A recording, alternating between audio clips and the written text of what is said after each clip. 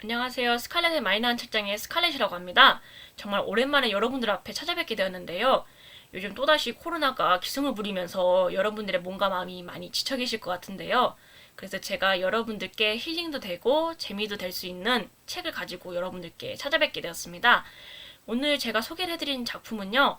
문학작품인데 많은 나라의 문학작품 중에서도 일본 문학작품입니다. 과연 어떤 작품일지 많이들 궁금해하실 것 같은데요.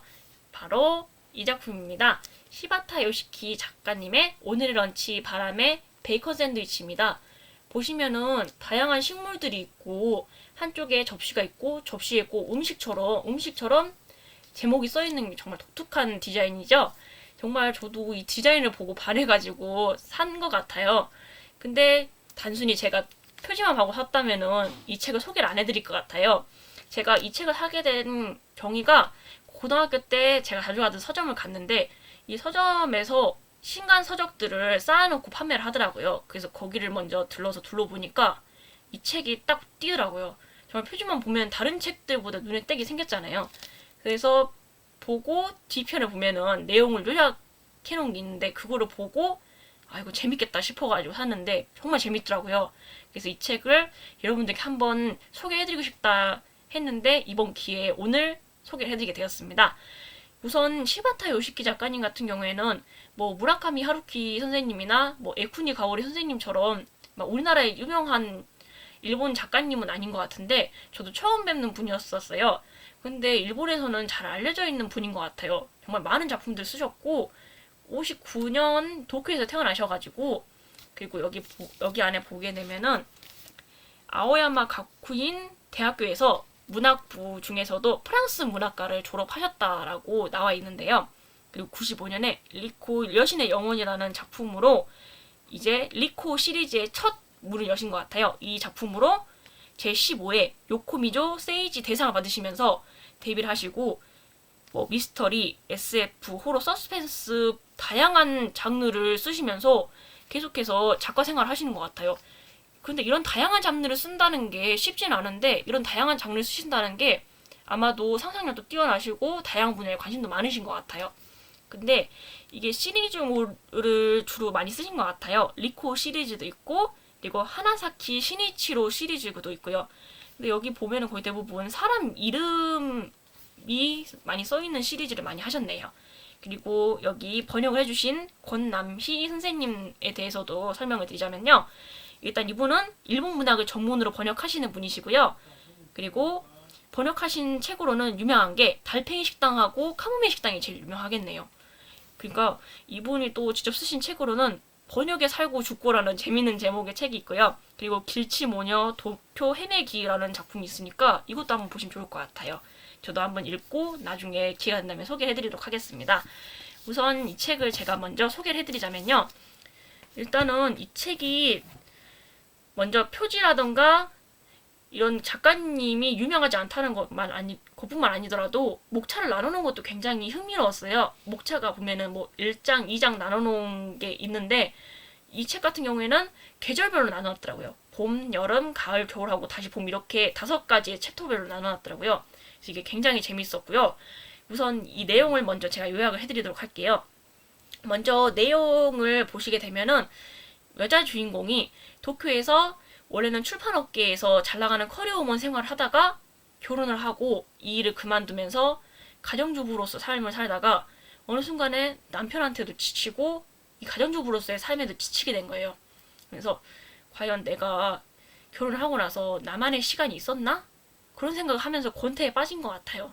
그래서 남편한테도 지치다 보니까 남편 몰래 이 카페 창업을 할 수 있게 가르쳐주는 이런 학원을 다니면서 이 학원에서 창업뿐만 아니라 카페에서 만들 수 있는 커피라든가 다양한 메뉴들을 만드는 조리 방법 같은 것도 많이 배우고 그러다가 이제 카페를 차려야 되겠죠. 이제 카페를 차리기 위해서 어디다 차려야 될까 하면서 찾는데 그래서 눈에 띈 게 바로 유리가하라 고원이라는 곳을 찾게 됩니다.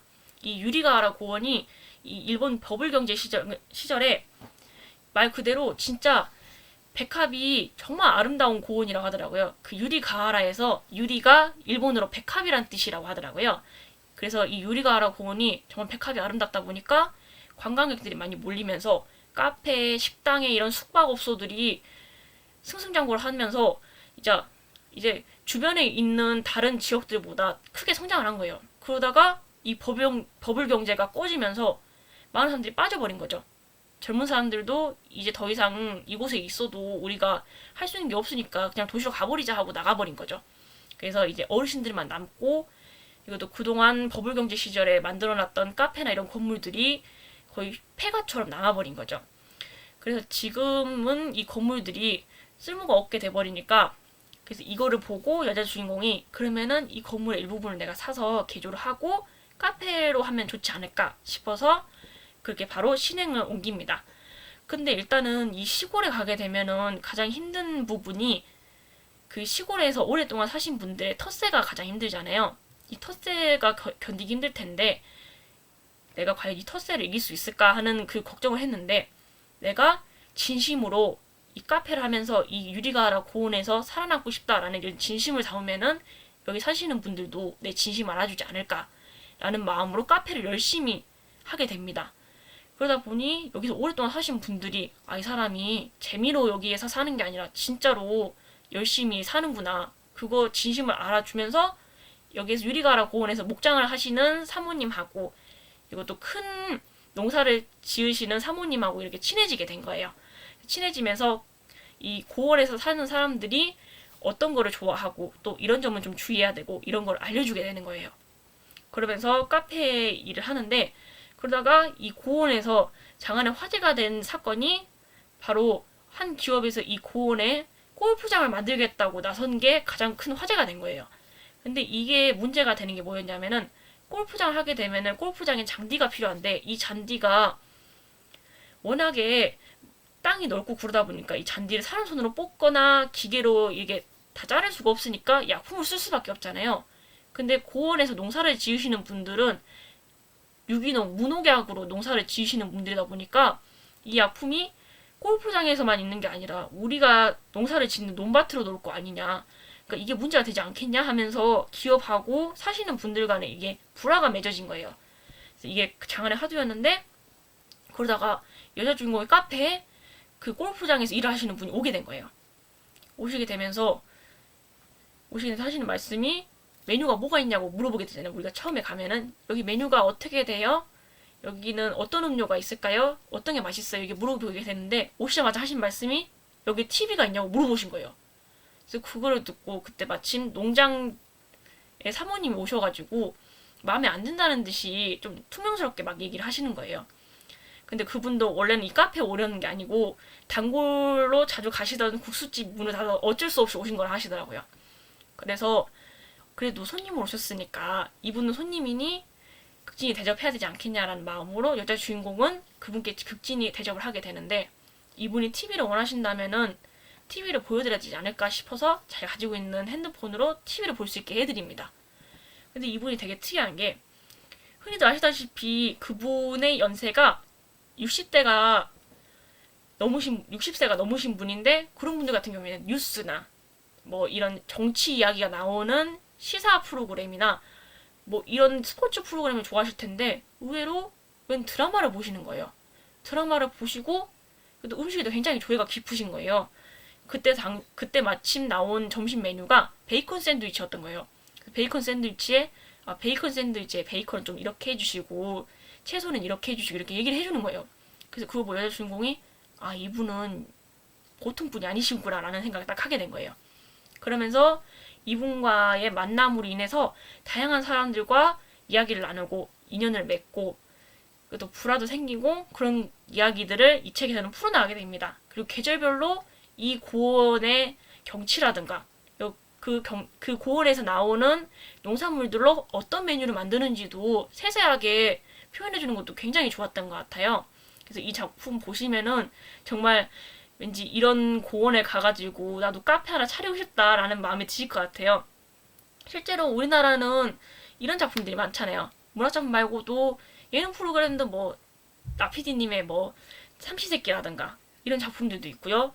그리고 실제로 영화에도 리틀 포레스트라는 작품도 있는데요. 저도 정말 재밌게 본 작품들인데, 이런 작품들을 보시면은 재밌게 보는 것뿐만 아니라 나도 저렇게 유유자적하게 살고 싶다라는 생각이 드신 분들이 한두 분이 아니실 것 같아요. 근데 저 같은 경우에는 조부모님이랑 같이 살다 보니까 조부모님이 농사를 아직까지도 짓고 계셔서 시골에서 농사 짓는다는 게 얼마나 힘든 일인지 알거든요. 정말 새벽같이 나가셔서 일을 하시고 들어오시는데 정말 힘들어 하시거든요.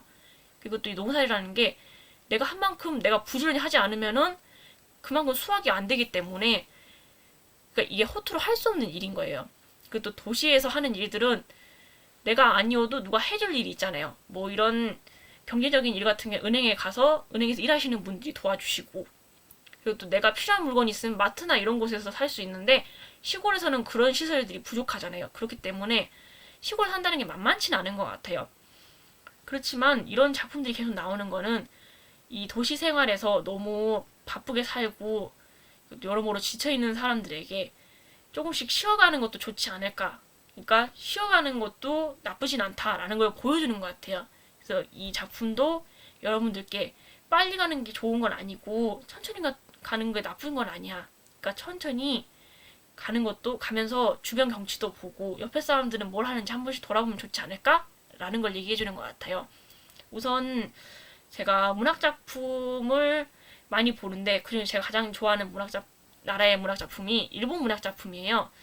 좀 제가 일본 문학작품을 좋아하는 이유가 한국 문학작품과 다른 점이 비가 내리는 걸로 표현해드리자면요. 한국 문학작품은 소나기가 막 쏟아지는 것처럼 강렬하게 막 사건도 오고 등장인물들과의 관계도 막 강하게 막 오는 게 있는데 근데 일본 문학작품은 비가 부슬부슬 내리는 느낌이에요. 그러니까 촉촉하게 그러니까 사건도 조용하게 딱 찾아오고 그리고 또 등장인물들과의 관계도 조용하게 차분하게 찾아오고 이런 느낌인 것 같아요.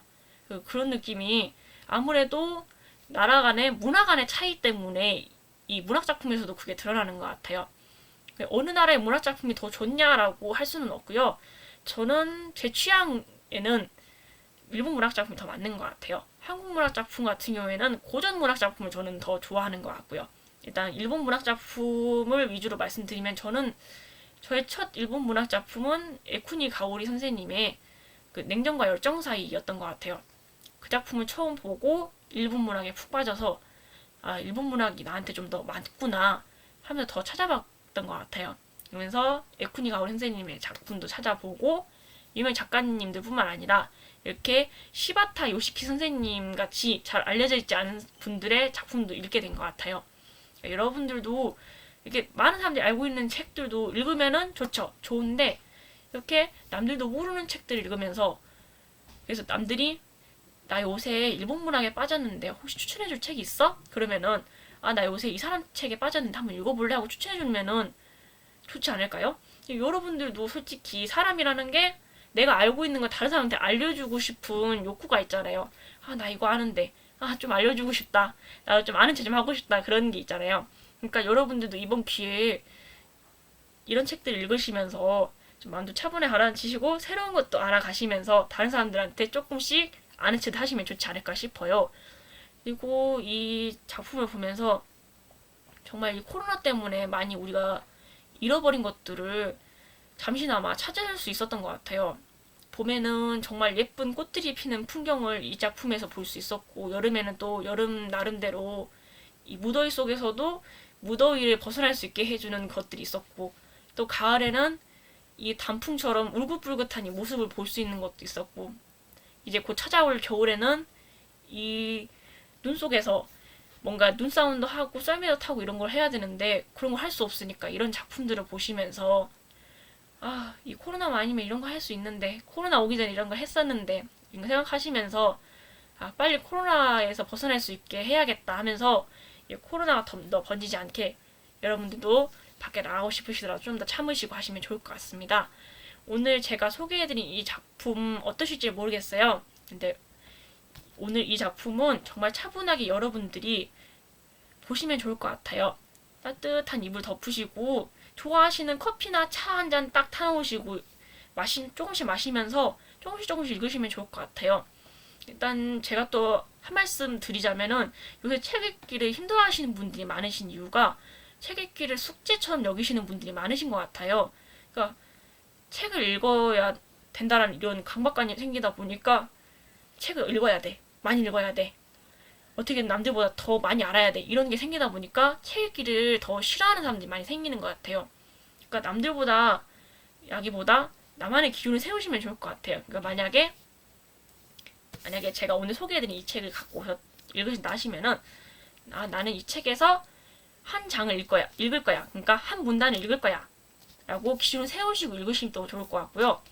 나는 일단은 한 페이지라도 읽을 거야. 이런 식으로 기준을 세우시면 좋을 것 같아요.